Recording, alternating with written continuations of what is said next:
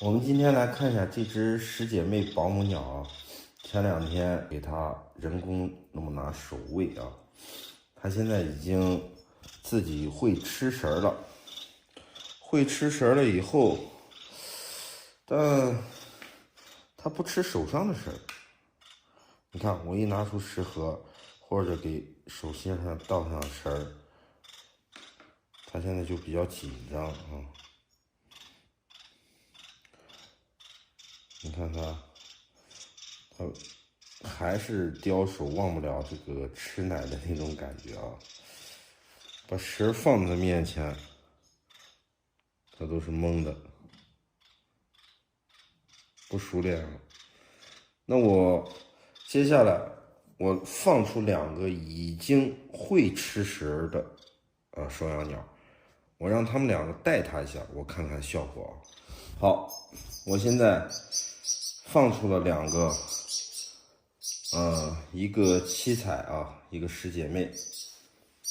我这么去带它一下，我看这个鸟会不会有反应啊？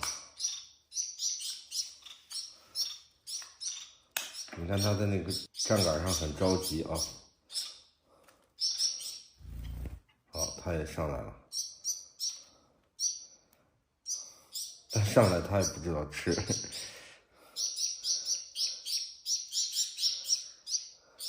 傻愣愣的，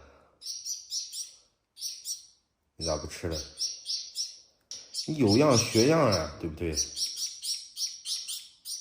都会吃了，你还不吃啊？因为现在已经很确定，在笼子里面放上食盒，它就能吃了。但收养鸟一定要坚持每天守卫。你看它不知道干啥，它叼人家的尾巴。你看人家都吃的这么香，你也不参与进来。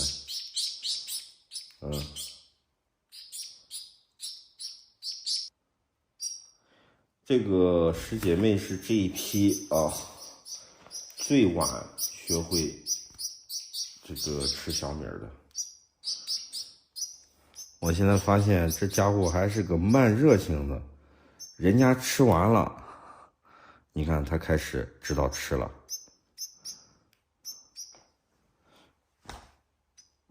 他现在知道吃了。我就说嘛啊，一般拿鸟去带鸟，很快的鸟都可以去学会嘛。它本身已经在食盒里面会自己吃了它只是这次在手上，然后它就懵逼了啊。你看它吃的不是那么老练啊。